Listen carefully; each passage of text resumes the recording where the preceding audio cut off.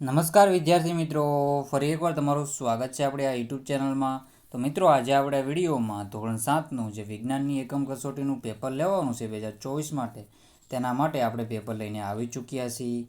તારીખ મિત્રો આપણી રહેશે, તારીખ શું રહેશે? તારીખ રહેશે 14/9/2024 તારીખ રહેશે.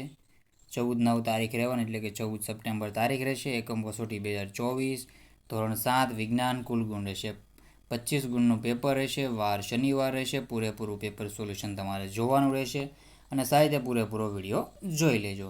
તો આપણે વિડીયોનું સોલ્યુશન સ્ટાર્ટ કરી દઈએ.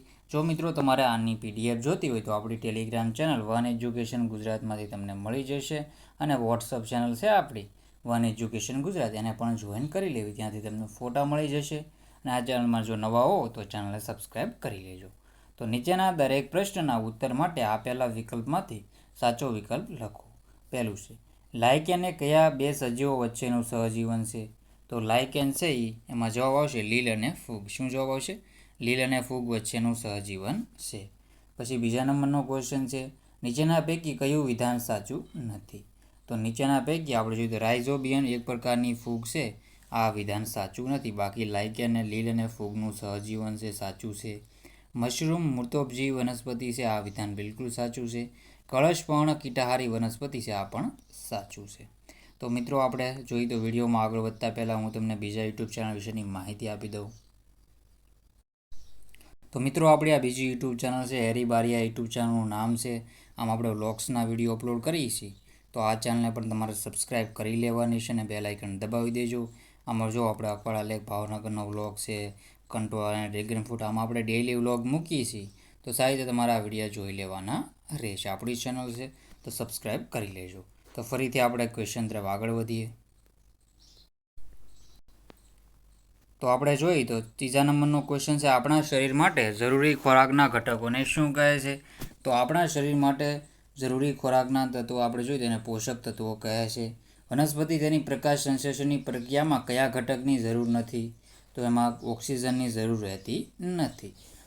સજીવ શરીર એ ખૂબ નાના એકમોનું બનેલું હોય છે, તેને શું કહે છે? તો એને કોષ કહેવામાં આવે છે. તેમાં આપણો જવાબ રહેશે કોષ. શું જવાબ રહેશે? કોષ જવાબ રહેશે. પછી છે, પ્રોટીનનું પાચન થઈને કયો સરળ પદાર્થ બને છે? તેમાં આપણો આન્સર રહેશે એમિનો એસિડ બને છે. આમાં જવાબ આવશે કોષ. નીચેનામાંથી કયું પ્રાણી સેલ્યુલોઝનું પાચન કરી શકે છે? તો ગાય છે એ સેલ્યુલોઝનું પાચન કરી શકે છે. તો સારી રીતે તમારે આવી રીતે જવાબ ટીક કરી લેવાના રહેશે. કયા પ્રકારના દાંત શેરડી એટલે કે શેરડી સોલવા માટે વપરાય છે? શેરડી હોય છે, જો આવી રીતે શેરડી આપણે હોય છે એ ચોલવા માટે શું વપરાય છે? તેને વપરાય છે રાક્ષી દાંત વપરાય છે. જે આવી રીતે અણીદાર હોય છે, અણીવાળા હોય છે, એ રાક્ષી દાંત હોય છે. અહીં આગળ હોય છે. ઝાડાના દર્દીને શું આપવામાં આવે છે? તો ORS આપવામાં આવે છે. Oral rehydration. શું છે? Oral rehydration solvent. પછી છે, નીચેના પ્રશ્નોના એક વાક્યોમાં ઉત્તર લખો. સજીવોને ખોરાક લેવાની જરૂર શા માટે હોય છે? તો સજીવોને કાર્ય કરવા માટે જરૂરી શક્તિ મેળવવા, શરીરને વૃદ્ધિ અને વિકાસ કરવા, શરીરના ઘસારાની મરામત માટે અને શરીરને તંદુરસ્ત અને નિરોગી રાખવા માટે ખોરાકની જરૂર હોય છે. હરિતદ્રવ્યનું કાર્ય શું છે? તો હરિતદ્રવ્ય પ્રકાશ સંશ્લેષણ માટે સૂર્ય ઉર્જાનું શોષણ કરે છે. પ્રકાશ સંશ્લેષણની ક્રિયા માટે શું અગત્યનું છે? તો હરિતદ્રવ્ય, સૂર્યપ્રકાશ, કાર્બન ડાયોક્સાઇડ અને પાણી એ પ્રકાશ સંશ્લેષણની ક્રિયા માટે અગત્યના છે. પરોપજીવી પ્રાણીઓના 4 ઉદાહરણ આપો. તો મચ્છર, માંકડ, જૂ, જળો, કરમિયા, યકૃત કૃમિ છે પરોપજીવી પ્રાણીના ઉદાહરણ છે. પાચન તંત્રના સહાયક પાચન અંગો કયા કયા છે? તો પાચન તંત્રના સહાયક પાચન અંગોમાં તરીકે સ્ત્રાવી ગ્રંથિઓ જેવી કે લાળ ગ્રંથિ, યકૃત અને સ્વાદુપિંડ છે. દાંતના કાર્ય પ્રમાણે દાંતના પ્રકાર જણાવો. તો દાંતના કાર્ય પ્રમાણે દાંતને કાપવામાં દાંત, ફરસી દાંત છે, ચીરવાના દાંત, રાક્ષસી દાંત, ચાવવાના કે દળવાના દાંત, તો નાની દાંત કે મોટી દાંત જવાબ રહેશે. પછી છે, નાના આંતરડામાં ખોરાકના કયા ઘટકોનું પાચન થાય છે? તો નાના આંતરડામાં કાર્બોદિત, ચરબી અને પ્રોટીનના ઘટકોનું પાચન થાય છે. પછી છે, નીચેના પ્રશ્નોના યોગ્ય જોડકા જોડી જવાબ આપો. તો હરિતદ્રવ્ય છે, નાઇટ્રોજન છે, અમરવેલ છે, પ્રાણીઓ છે ને કીટકો છે. તો જવાબ સાહિત્ય હું તમને જોડી દઉં છું. હરિતદ્રવ્ય, તો હરિતદ્રવ્યમાં શું આવશે? તો એમાં આપણો જવાબ આવશે એ પર્ણમાં આવશે. ક્યાં હોય છે? પર્ણમાં, એટલે ડી. પછી છે નાઇટ્રોજન. તો નાઇટ્રોજનમાં આપણો જવાબ શું રહેશે? તો નાઇટ્રોજન છે એ જવાબ આવશે એમાં બેક્ટેરિયા જવાબ આવશે. પછી છે અમરવેલ. તો અમરવેલ છે એ પરપોષી છે, તેમાં આપણો જવાબ છે કે પરોપજીવી છે, જવાબ આવશે. પછી છે પ્રાણીઓ. તો પ્રાણીઓમાં આવશે શું આવશે? પ્રાણીઓમાં જવાબ આવશે ચોથામાં બી, પરપોષી છે. અને લાસ્ટમાં આપણે જોઈએ તો એમાં લાસ્ટ નોટ લિસ્ટ તો આપણે જોઈએ તો કીટકોમાં છે કળશપર્ણ આવશે. તો આવી રીતે જવાબ ટીક કરી લેવાની છે. સાહિત્ય પોઝ કરીને વાંચી લો. અને જો ચેનલમાં ન હોય તો ચેનલને સબસ્ક્રાઈબ કરવાનું ભૂલતા નહીં મિત્રો. તમારા બધા મિત્રો સુધી ગમે એ પ્લેટફોર્મમાં તમે શેર કરી શકો છો. પછી છે લાળ ગ્રંથિ, જઠર, યકૃત, મળાશય, નાનું આંતરડું અને મોટું આંતરડું. તો એમાં જોઈએ તો લાળ ગ્રંથિ છે.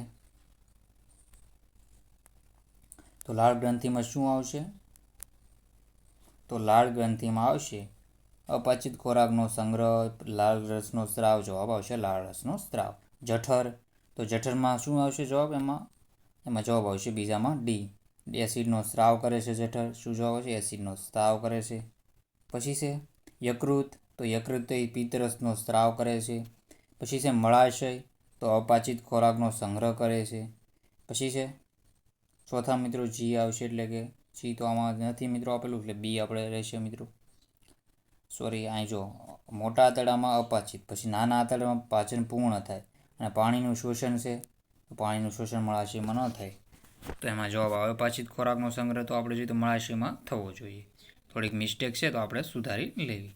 કાર્બોદિક પદાર્થ વિશે ટૂંકમાં માહિતી આપો. હરિતદ્રવ્ય ધરાવતા પવનો કાર્બન ડાયોક્સાઇડ અને પાણીનો ઉપયોગ કરીને પ્રકાશ સંશ્લેષણની પ્રક્રિયા દ્વારા કાર્બોદિત પદાર્થો બનાવે છે. કાર્બોદિક પદાર્થોનું સ્ટાર્ચનું રૂપાંતરણ થાય છે. સ્ટાર્ચ એક કાર્બોદિક પદાર્થ છે જે કાર્બોદિત પદાર્થોમાં કાર્બન, હાઇડ્રોજન અને ઓક્સિજનના બનેલા હોય છે.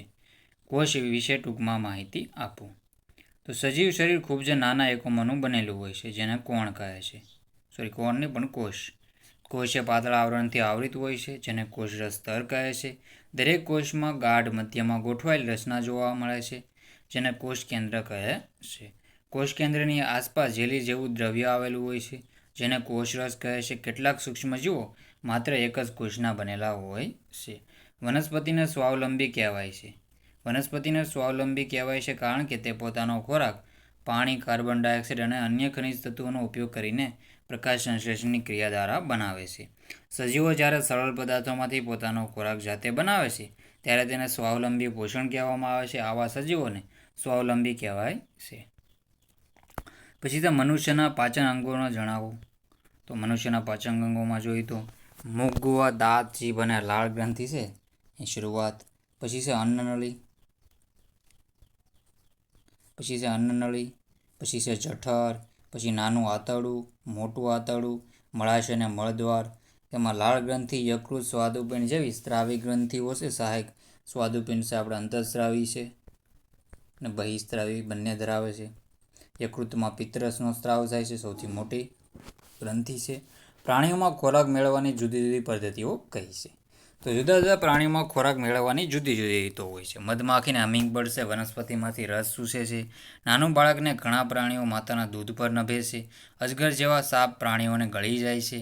કેટલાક જલીય પ્રાણીઓ આસપાસ તરતા ખોરાકના સૂક્ષ્મ કણોને તારવીને ગાળીને ખાઈ જાય છે. પછી તફાવતના બે મુદ્દા લખો. લીલ અને ફૂગ. લીલ, તેમાં હરિતદ્રવ્ય હોય છે, ફૂગમાં હરિતદ્રવ્ય હોતું નથી. લીલ છે એ સ્વાવલંબી હોય છે, જ્યારે ફૂગ એ પરાવલંબી મૃતોપજીવી હોય છે. વૈજ્ઞાનિક કારણો આપો. લીલ છે સ્વયંપોષી વનસ્પતિ છે.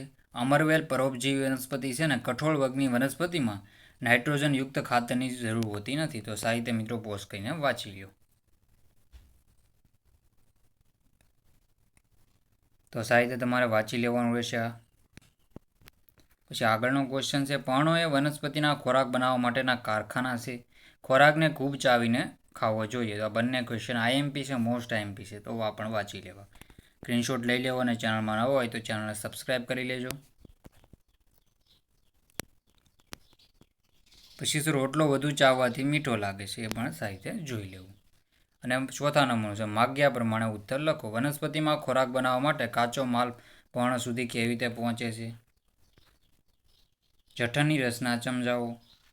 ઘાસ ખાતા પ્રાણીઓમાં પાચન ક્રિયા વિગતવાર માહિતી આપો. તો સાહિત્ય જવાબ જોઈ લેવા. વનસ્પતિમાં પ્રોટીનનું સંશ્લેષણ અને દર્શનની પાચન ક્રિયા સમજાવો. આન્સર જોઈ લેજો. ચેનલમાં નવા હોય તો ચેનલને સબસ્ક્રાઈબ કરી લેજો. તો મિત્રો વિડીયોનો એન્ડ કરીએ છીએ. જય હિન્દ, જય ભારત.